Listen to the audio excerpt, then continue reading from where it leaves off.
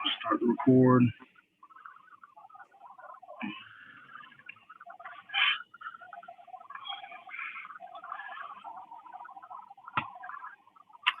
All right, hey, good evening, ladies and gentlemen, for the first edition of Brunswick and Beyond, every Monday here in February of 2021.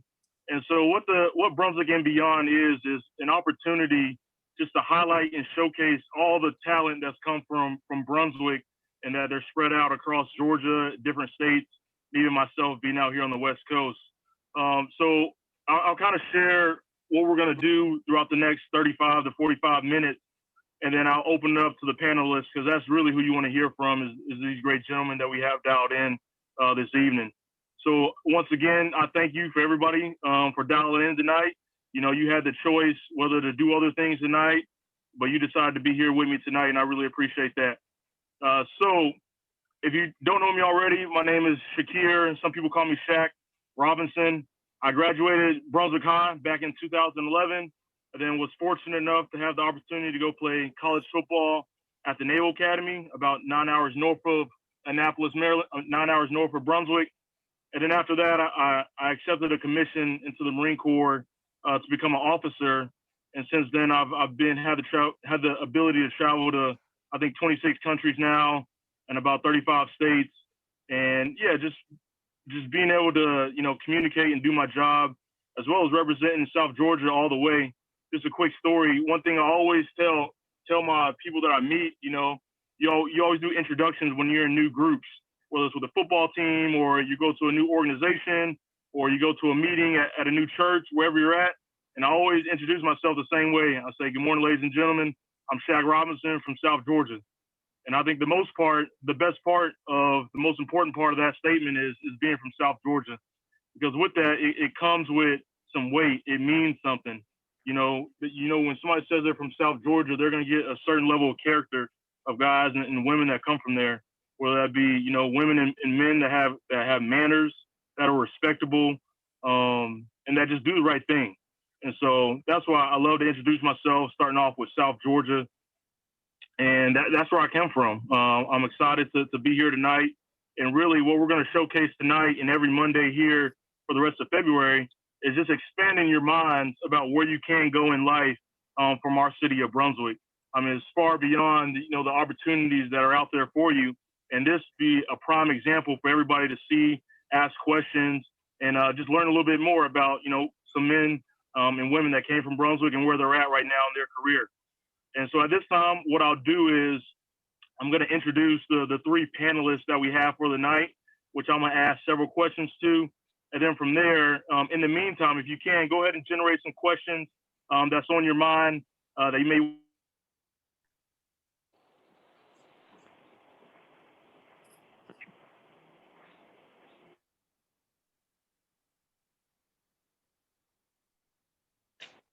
Yeah, so any questions that you want to ask at the tail end, I'll open it up for questions so you all can go ahead and ask whatever questions that you may have. So our first panelist that we have, most people know him as LJ, last name Broner. So if you can introduce yourself, your name, what school you graduated from, what year, and then what profession you're in, LJ. All right. Well, as Shakir said, everyone knows me as LJ. My name is Leroy Bronner II. I graduated from Glenn Academy in 2011. And right now I live in Tampa, Florida, and I'm an accountant. So I'm an accounting specialist for one of the United States leading manufacturers and distributors for wheels and tires. And it's just an exceptional position to be in. I also graduated after leaving Glenn Academy. I went on and walked on and played basketball at Fort Valley State University, and just had the opportunity to, attend the HBCU and build my character and build the grace within me to, just walk out and be successful and make an impact on this world now. Hey, I appreciate that, brother. So if you didn't catch that, LJ is an accountant for a major business. And then up next for our panelist number two, we have my buddy Ryan that we both graduated Brunswick High together. If you can introduce yourself, your name, what year you graduated, and what profession you're in. Sure. So my name is Ryan Christopher Blount. I am a freelance filmmaker. I currently run and own my business called Avalon Pictures. We make wedding films, we do commercials, we do music videos, and recently we've done short films. And I don't think I mentioned this, but yeah, I graduated Brunswick High in 2011. And I currently do live in Brunswick. That's where my business lies. Yeah, I'm just out here just trying to pursue my passion and my purpose. No, that's awesome. Thank you. I appreciate it. And that's again, Ryan, the filmmaker. That's what he does. And then lastly, but certainly not least, my good friend and fellow teammate, Raphael Baker. If you can, please introduce yourself, what year you graduated, and the profession track that you're on right now. Good evening, everybody. I'm Raphael Baker. I graduated from Brunswick High in 2012. Like Shaq said, I played football with him and Jabari. After finishing at Brunswick High, I went on to Morehouse College for undergrad, majored in biology. After finishing at Morehouse, I did I did a research fellowship at NIH up in DC, in Bethesda, Maryland. And then now I'm currently at Duke University School of Medicine, which I graduate next year with my MD. Okay, so I think we're already on Ralph right now. Ralph, we'll stay here with you. If you can explain, sometimes when we grow up, everybody says like lawyer or doctor, but you actually took up the challenge to go the route of becoming a doctor. Can you kind of explain a little bit like what got you interested in that career path, and then how you got there so far where you are right now? Yeah, that's a good question, Shaq. I feel like for me, as a young kid, I always wanted to dream big. So I always knew I wanted to do something that was, I felt like it was kind of out of the ordinary, at least coming from Brunswick. And then also being in the community, you see like a lot of our people, we don't get the best healthcare. And, I saw, my aunt, when I was young, she passed away from HIV/AIDS, and I saw the way she was treated and, her healthcare.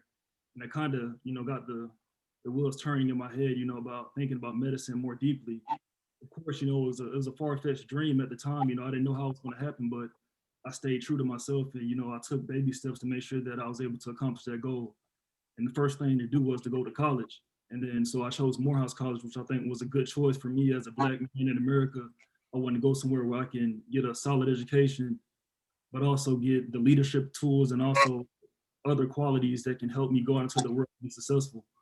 And then from there, I was able to, like I said, I went to NIH for a few years and then able to be here at Duke and just make it happen. It was tough, but I stayed true to myself, and I always remember that dream that I had as a kid. And I think you just stay focused on, the dreams that you have, and you can make it happen. Hey, no, I appreciate that. That's really good. Just for an admin note, if you're not speaking and you're not one of the panelists, if you can, mute yourself. But I appreciate you sharing about your interest in, how you got started to want to go down that road of being a doctor. I think next up, not too many times, I don't think I've met too many accountants when I was a high schooler back at Brunswick High. LJ, can you kind of explain what sparked your interest to become an accountant and then why you chose that path? Well, my senior year, I took a banking and investing course, and just learning the ins and outs of money and how to generate it, and then knowing how money actually works in the world, that kind of drew my interest. We all want to take up a career that brings in money, and we know that money is somewhat of a necessity in order to, live comfortably.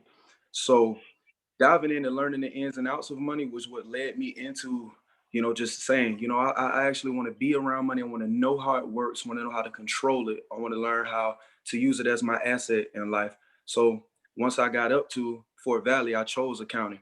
And also with that profession, what I can piggyback on to now is throughout the pandemic and what we've experienced, a lot of jobs have been laid off. A lot of people have been laid off. And there was a term that rose throughout this time, and it was called being essential. And being an essential worker, you're really needed. So as an accountant, as a doctor, any other profession that you choose, if it is essential and it's needed in the world, you will always have means to pay, means to finance, means to having an advantage and being able to control your situation. So choosing accounting has definitely blessed me. It's definitely had me in a solid place. And that's something that a lot of us didn't take up. And financial literacy and knowing what we can do to, just keep the money in our pockets and have control of our life, that's something that a lot of people are knowledgeable of. So diving into that is what basically kept me in a good place and had longevity in my career and always kept me in a solid place. No, hey, I appreciate that. I like how you bring up, being an accountant is definitely essential, no matter what business that you're in. That they're always going to need accountants. Right. And kind of on another lens on that is, Ryan being able to pursue his passion. And can you? I got a lot of questions for you. Can you kind of go into a little bit about your interest in going into filmmaking and how you made that a career so far?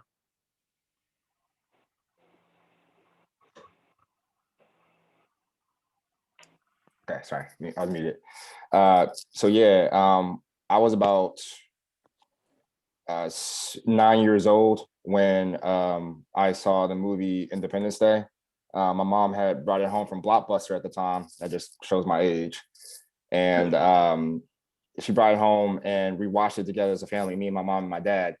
And as the movie was playing, I saw that my mom was having a lot of emotions towards this movie. Like she'll gasp whenever something will blow up.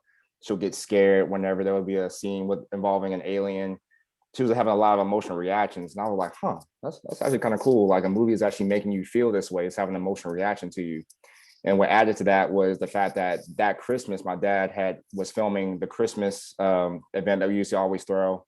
And he had a camera. And he asked me if I wanted to take the camera and like film him open up the presents. And so I started filming him and I was like, I kind of like this. It's kind of fun. I can play it back, edit it, all that fun stuff.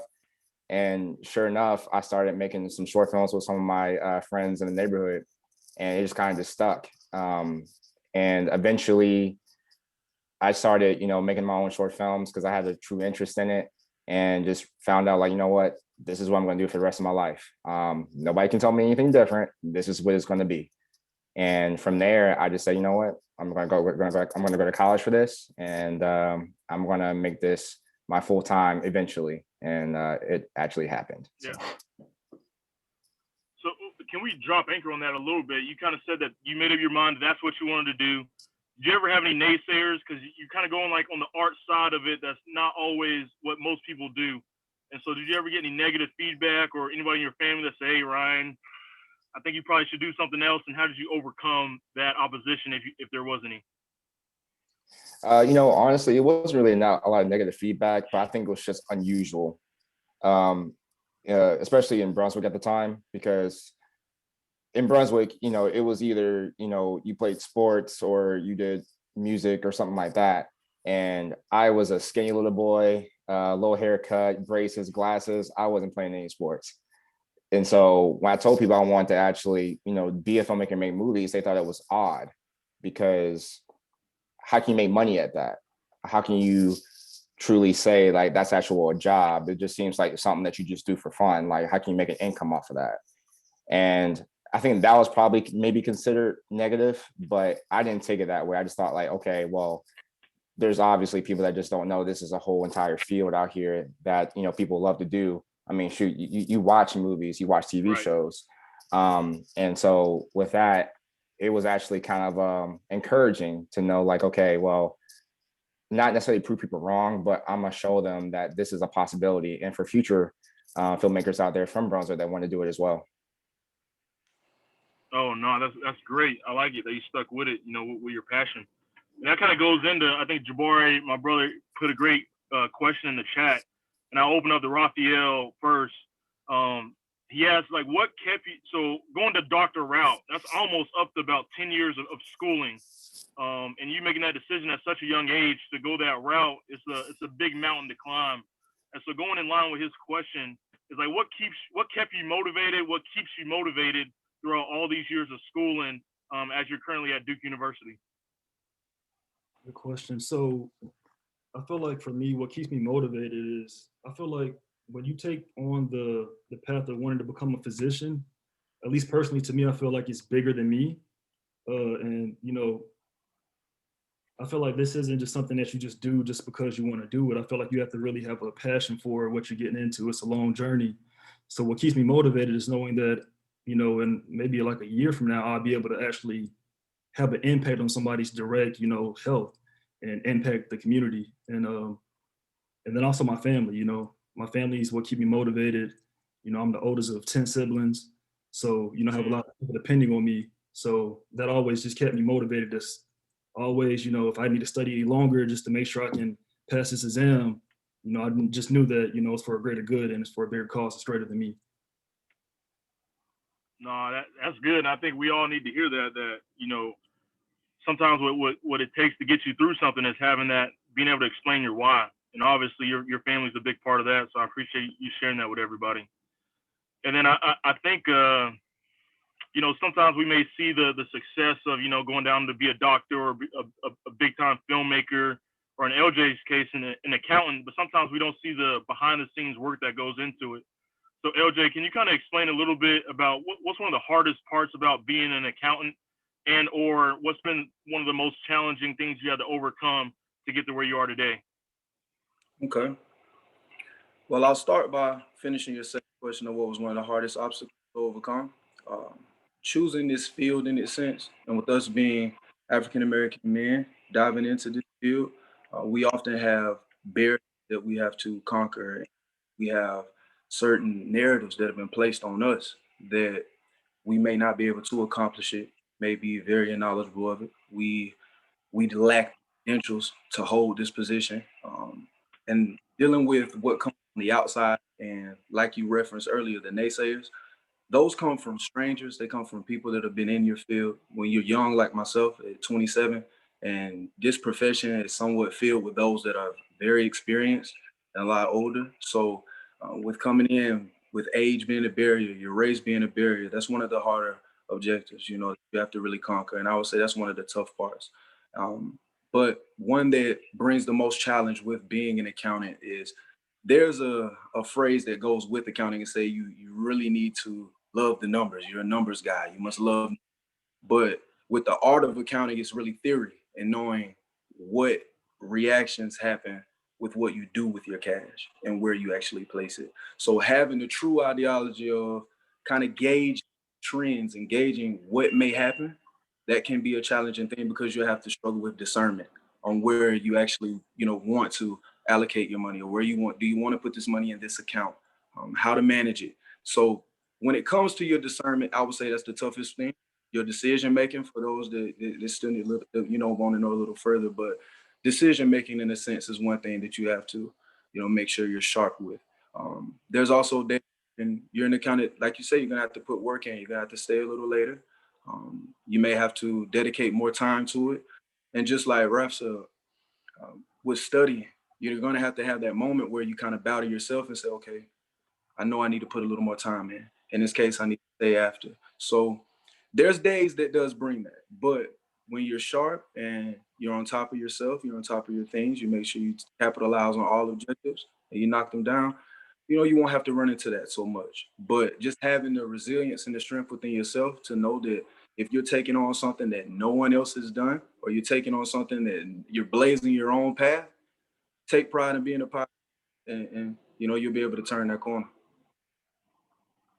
No, I like that. I got some questions that are dialing in right now. So since the people want it, I'll go ahead and explain some of these questions, or ask some of these questions.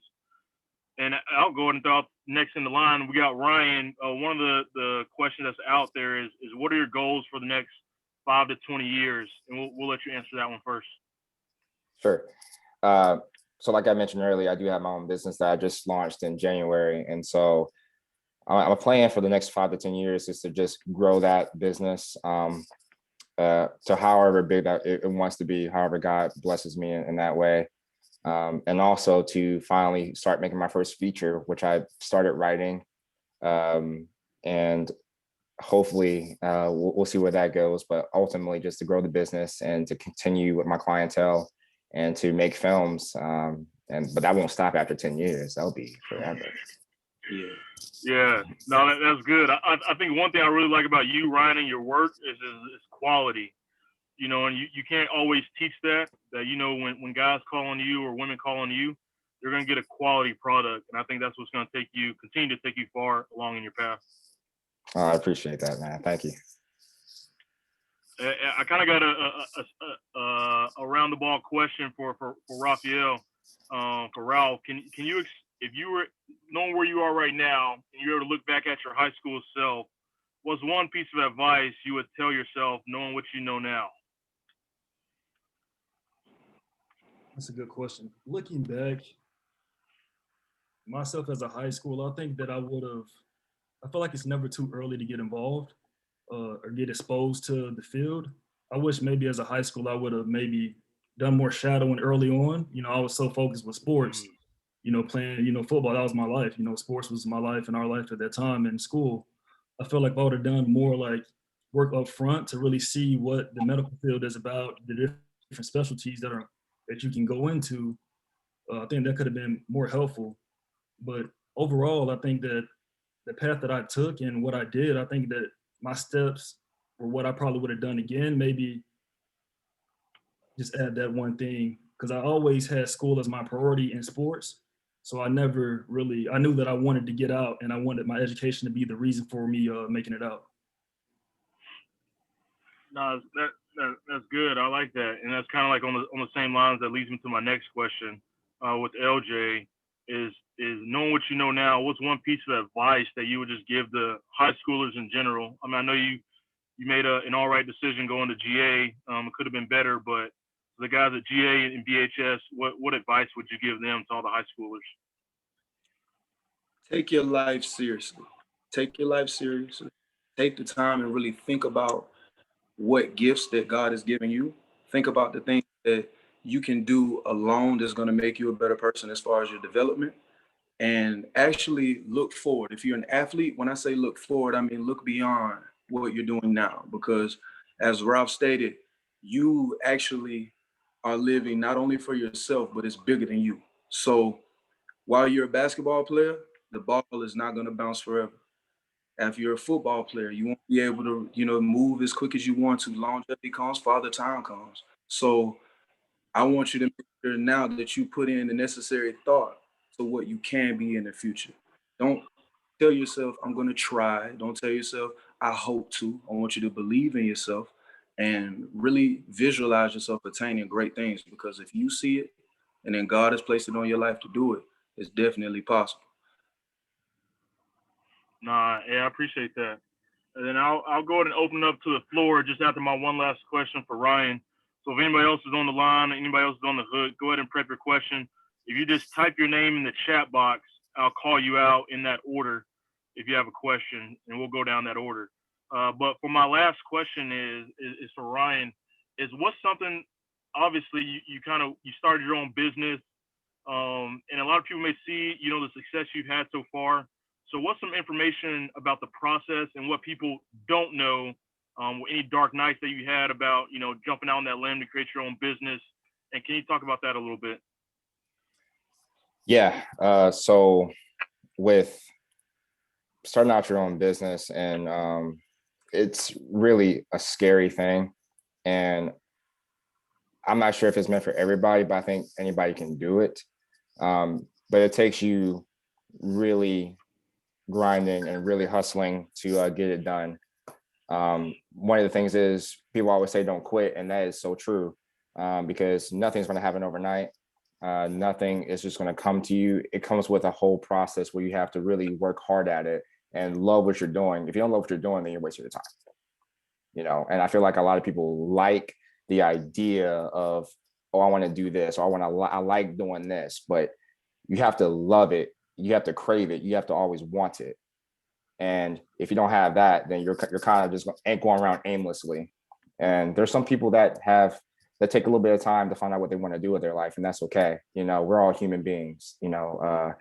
I think Oprah is a good example of somebody who was older when she first got her start and she started her business. And now everybody gets that start when they're 20, 30, sometimes even 40. Be patient. If you believe in God, pray and ask for blessings, and He will provide always. And always stick with it. Stick to your guns. Stick to your instincts. It'll get you through. All right, awesome. I like it. So I open up the floor in the chat for anybody else has questions.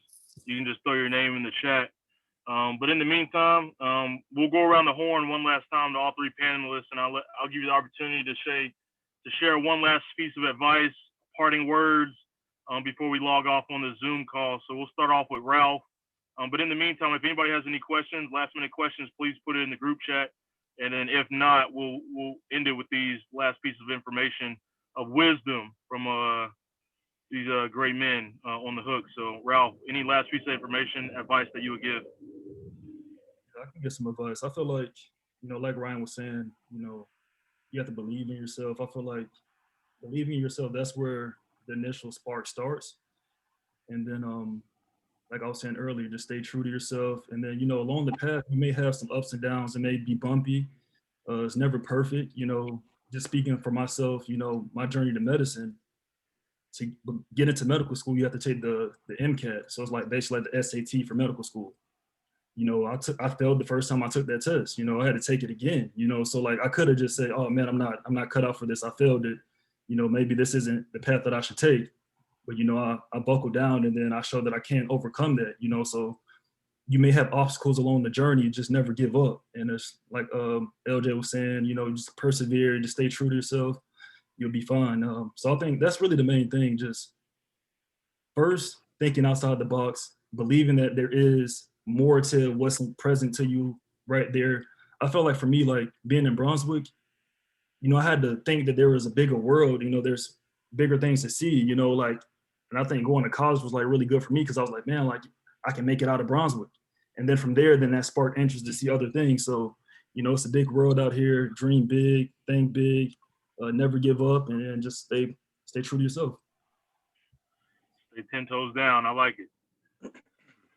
So I'll go ahead and break it up right now. I think Jessica, you had something that you wanted to be able to share with the group. If you can, please unmute yourself, and then you can go ahead and share what you got for the group. First, guys, I just wanted to say congratulations on all of your endeavors. You are all such an inspiration, not only to me, but everyone else. I just want you to know that even if no one praises you, your efforts do not go unnoticed. I just wanted to also say that this month, and I started with you, Shakira and Jabari, giving you guys, paying homage and giving you your flowers, specifically because of your youth too. I feel like when we give flowers, we give it to older people, but it's so many young people who are doing so many great things, and that they should get their flowers as well. So the same young men who are on this panelist, I would love to get with you guys, get a brief information about you, and just pay homage to you for all the great things that you are doing in your career and for your community, so that the other teens will get inspired. So if you want to be highlighted, I would love to highlight you. Please inbox me and get with me as far as future endeavors. If you guys need me for anything, I'm here. I'm a financial broker as well. I have CMOS. I deal with a lot of things, especially with the community. So if you need me, I'm here. I would love to call on you as well. So thank you for all that you do. I appreciate you guys. Thank you. Thank you. I appreciate that. Thank you. Thank you. Yeah, I think Camilla, pardon me if I pronounce your name incorrectly. If you want, you can go ahead and unmute yourself and ask your question. I saw your question in the group chat, so you can go ahead and ask it at this time.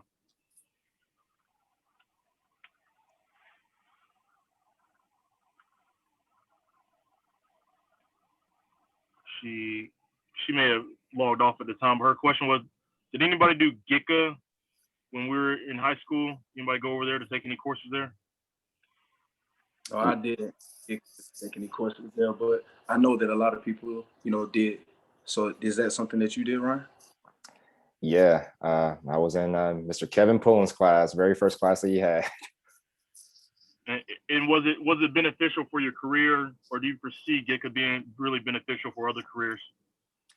I can't speak on what it's like now because I haven't been there in a long time, obviously, but when I was there, definitely. Mr. Pullen in particular, he gave me so much freedom because he saw that I was passionate about what I was doing, that he let me do some projects outside of the school recommended projects. And it helped me develop my style. It helped me learn the process of how to make a video production, whether that be TV or film. He always supported me. He's kind of like still my mentor in a certain sense. And so I would say yes. Don't know what's going on now, but I assume that they still look after the people that are truly passionate about what they do. They're not looking at it as a school credit. They're looking at it so, okay, you want to do this, you want to do graphic design, you want to do electrical engineering, nursing, whatever it is. They seem to have it all together in that aspect. Okay, yeah, I appreciate that. Thanks for the insight about GICA. And then lastly, if there's any more questions, just type them in the chat. But this time I'll give LJ your opportunity. Just any last piece of advice that you got for the group. Yeah, anything you got for the group, you can go ahead and share it for us, brother. First, it's an honor to be here. It's a blessing to be here and to hear and share this panel with a few friends that I've grown up with and that I still share time with to this day. It's an honor to be here. And secondly, just to log out and give everybody a sense of belief. You know, you have to just trust yourself, trust your gut, and move forward. Move forward. You know, take your baby steps. You don't have to always accomplish it the day of. You don't have to. It doesn't have to be a microwave process. You have to trust and stay rooted in what you believe and take the necessary steps to see goals. I often take this approach. I spin sports into a lot of what I do today because it just coincides so well. So with football, you get a first down. That means you have a progression. Any obstacle that you've overcome and you've got a checkpoint and you've got that first down, take it, embrace it, and then continue to move forward again to eventually score. And when you score, that's when you get your big break. And as you continue to do that, you continue to strive and continue to strive because there's so much greatness inside you that you don't know. There's a light inside of you. And once you believe it and you find it, cherish it and continue to drive. So I feel like us coming from Brunswick and a lot of young individuals see us, whether they've seen us in the city or seen us on the court or field. You know, there's greatness that comes after that ends, and there's different stages of life. So when you get into that second stage, be ready for it. So I appreciate you guys for having me, and I believe in you guys. So I'm happy for the next generation. Can I just add something to that, if you don't mind? Yeah. One thing I've noticing about everybody that's here as well is that everybody here is humble, and you need to be humble no matter what, because there's going to be times where people are going to give you so much praise and for what you're doing, and your ego might be like, peaking at that point. It may be like, I did that, I did this, I did that, yeah, that's all me. But pull yourself back here, always just give thanks, appreciate what God has done for you. And like LJ said, you just got to keep pushing forward. The job is never done. And I see a lot of people's careers get destroyed by ego, and it's never a pretty thing to see. It's kind of sad to see. And always surround yourself with greatness. My mom has always said that you're the sum of the 5 people that you surround yourself with. If you're surrounded by 5 people who are always negative, complaining, lazy, whatever it may be, it's going to have an effect on you. You may not realize it, but it definitely has an effect on you. But if you surround yourself with people that are positive, that are kind of trying to push you to do better, or trying to make sure that you get everything you need to get done, those people that you want to surround yourself with, because they're going to be successful, you're going to be successful, it's going to be a great team overall. And at the end of the day, that's all that really matters. No, that's insightful. There's a question in the group chat. I think Ryan, you may be the only one able to answer this. Sabrina used a term called career learning. Were you able to do career learning at GICA? I'm not too familiar with that term, but if that makes sense to you, can you provide any insight? I'm assuming just career learning in terms of just like what they teach, I guess. But I'm gonna try to answer the question best I can. I would say yes. I definitely learned a lot in video and TV production, and I mean, really, I think the classes are like 30-40 minutes, something like that, and it's a lot of stuff to cram into, especially during the school semester when you have other classes to learn and do homework for and stuff like that. So it's kind of hard to say, but I think so. Wait, she gave a little more insight. Career learning, where you're able to get paid. Maybe you work half a day for part-time, then you're able to get paid for it as well. So if you're doing, in your case, filmmaking, was that an option when you're in high school or no? Yes. I did get some shadowing from certain productions that will come over to GICA to shoot in the little sound stage they had, but I wouldn't get paid for it. And that was okay. Okay. That was okay. I love what I was doing. I just wanted to get experience, if anything else. And plus I was in high school. I was still living with my parents. you know, they paid the bills. So I was good. Yeah. Okay, yeah, I think you got a lot of great wisdom that you share with the group.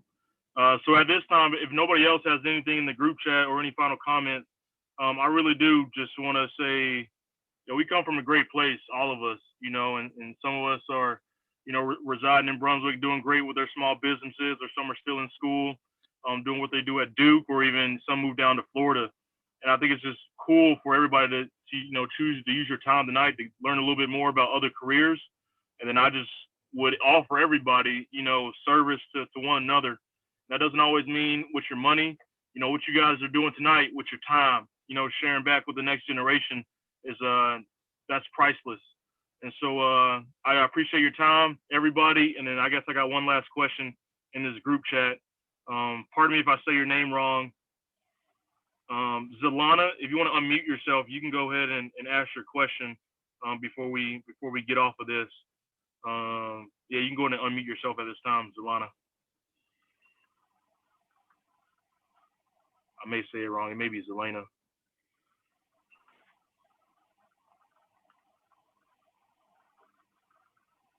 Well, she may not have a mic, but her question is: would anybody can answer this? Ralph, any of the panelists, would you recommend any clubs to join to strengthen your college application?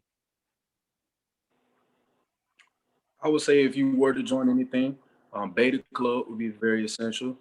Choosing Beta Club, that gives you the opportunity to go out and travel to different universities. You can also go to conferences and events and kind of build core skills of marketing, debating.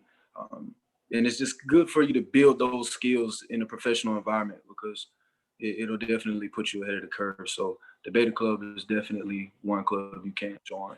And you'll just meet a variety of different people too.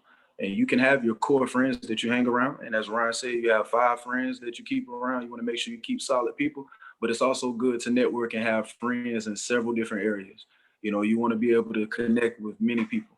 So Beta Club would definitely award that to you. No, it's good. Any more clubs that y'all would recommend from the other panelists? If not, that's okay too. Or a better one, specifically for Ralph, being that you're not in the NFL right now, but can you kind of share what did you learn from playing a team sport that may have helped you where you are today in your career so far? I think that'd be a good question. I feel like playing sports in high school and middle school and growing up, I think all those core principles still are embedded in me to this day. I mean, you can speak on, Coach Floyd, the principles that we had, that stuff never goes away, and I think, at least for me, like now that I'm in medicine, I feel like medicine is pretty much like a team sport. It's like you can't be a solo practitioner. Sometimes you have to refer patients to other specialties. You work with the group when you're a resident, you have other team members. So I think being able to function in a team is very essential. And so I think having those skills that I've, had since playing sports growing up, I think it only helped make me a better person and was able to take me to the point that I am today. I feel like just having the ability to persevere when things get tough, the mental toughness, I feel like a lot of things now, at least for me, is pretty much all mental. It's not really about, you can be the biggest or the strongest, but, with what I'm doing, it's more so up here in the brain, so you have to just be able to mentally withstand things and just be tough and just persevere. I got that from sports and I think it helped a lot. Yeah, so shout out to all the people that play high school sports right now. Exactly what Ralph is sharing is that resiliency that you get ingrained in you over the years of playing. And so at this time, we're coming to the end of this panel. However, 2 things that all right, we got one more question. I'm sorry, but we got the opportunity. So Zalana, she says, I do have a question for Mr. Raphael. When choosing what kind of position you wanted to be, how did you choose? And she has interest in going into the medical field, but she's not quite sure about how to go about that path or what specialty she wants to do.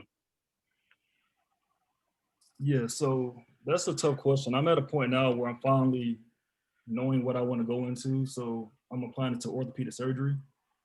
And I mean, I do have the sports background, but I wouldn't say that because, you know, I play sports that that's why I wanted to go into orthopedic surgery. I feel like once you get into medical school, you'll be able to go through different rotations through all the different specialties within medicine. So like I did a rotation in family medicine, pediatrics, OBGYN, internal medicine, surgery, psychiatry, neurology. So you get exposed to all the different specialties within medicine. And then from there, you can kind of choose, okay, well, I did 2 months in this field. I really like working with these type of patients that have these type of, you know, issues and conditions. You know, maybe I want to do that. And for me personally, I just love being in an operating room. I love operating. You know, I like when a patient comes in, they have an issue, we can fix them and then they're better. And then with orthopedic surgery, you know, patients are usually healthier and they have like the reason why they get operated on is more so for like lifestyle, you know, improvement of lifestyle, you know, quality of lifestyle. It's not like they're really sick patients. So a lot of orthopedic patients don't die on you all the time. As far as if I would have became a neurosurgeon, you know, you're operating in the brain. A lot of patients, you know, there's a lot of complications. So, you know, you kind of just choose based on your experiences and what you see and what you gravitate towards. And that's how I chose my path. No, that's a great question. So I appreciate you asking. That provides a little bit more insight on that specific career. I got a message in the group chat from William. I didn't catch the last name, but William, if you would like to unmute yourself, you can go ahead and ask your question, and then whoever, for whatever panelists, they'll give you a response. Yeah, excuse me, William Frazier. Yeah, I got a quick notice about this meeting from a frat brother, Eddie Vale Sly. I don't know if he's online.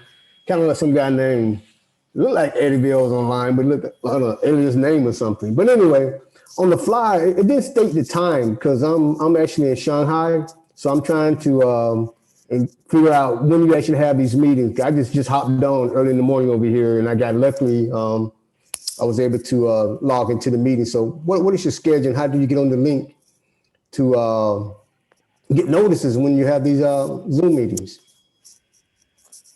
Yeah, awesome. So pardon me if you weren't able to if it wasn't expressed louder on the flyer, but it's 6:30 p.m. Eastern every Monday in February, and that's 6:30 p.m. Eastern every Monday in February. And I definitely appreciate you. I mean, logging all the way in from Shanghai, that's pretty cool. I spent some time there before. I checked out the bond and everything like that, so it was a good time over there. Good. No, that part was cut off, I guess. That time, that's why I asked that question, because I didn't see a time on there. That time slot was cut off. Hey, Shamir. Shamir. Yep, go ahead. Hey, what's up? This is Eddie Vale. I just want to say, man, to the panelists and especially to you, this is a great product. And, you know, I'm a 81 graduate from Brunswick High, and there was nothing in sight of what you young men are doing to bring a different flavor, a different understanding of life to the young adults in Brunswick. So my hat goes off to each and every one of you. It gives a refresh to me. I would say that without a doubt. But thank you. And Duck, thanks for logging on, brother. Sly, what up, dog? All right. Well, once again, we all appreciate everybody dialing in tonight. I'll have a video of this. We recorded it, and so I'll post it on social media if you didn't catch the beginning of it. And then once again, thank you, and I look forward to seeing everybody again next Monday, same time, same place, and we'll have a new group of panelists on, all from Brunswick, which will share their insight on their different careers. So I appreciate it. Thank you. Good job, fellas. Great job. Great job. Good job. Thank you. Hey, Ryan, I'd like to get with you. For sure. Just message me. Yes, sir. Take care, brothers. Thank you.